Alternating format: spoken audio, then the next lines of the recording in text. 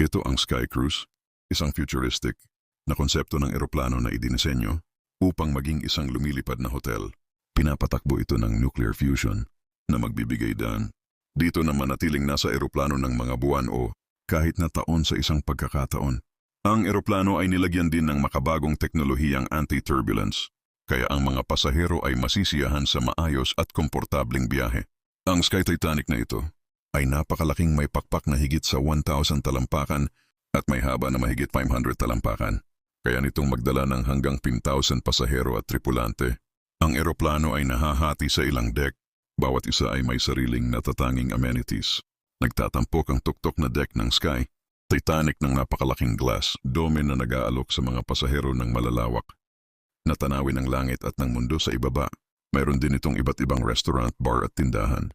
Nasa gitnang deck nito ang karamihan sa mga tirahan ng pasahero. Maluluwag at maayos ang mga kwarto at marami sa kanila ay may mga pribadong balkonahe na may mga nakamamanghang tanawin. Ang mga lower deck ay naglalaman ng mga makina ng eroplano, crew quarters at iba pang mahahalagang pasilidad. Mayroon ding malaking cargo hold. Kaya ang mga pasahero ay maaring magdala ng maraming bagahe para sa kanilang pinalawig na biyahe. Ang Sky Cruise ay isa pa ring concept plane, ngunit ito ay may potensyal na baguhin ang paraan ng ating paglalakbay sa pamamagitan ng mga mararangyang amenities nito at ang kakayahang manatiling airborne sa loob ng ilang buwan. Sa isang pagkakataon, ang Sky Cruise ay maaaring gawing mas maliit at mas madaling mapuntahan ang mundo.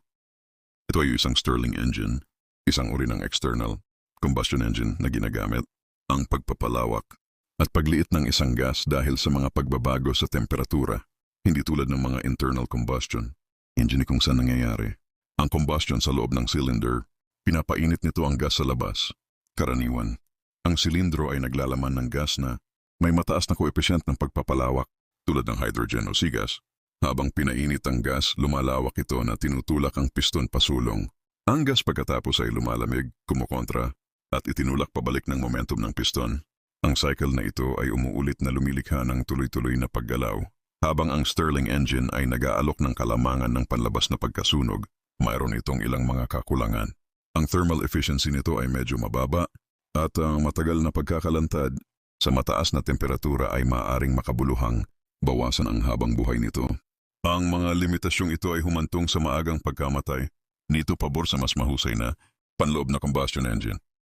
Thank you for watching mga ka-smart. Paki-follow naman ako sa FB at pasubscribe sa aking YT channel Alberto TV para palagi kang updated sa upload nating video, palike and share na din para makatulong ka sa amin bilang content creator. Ingat!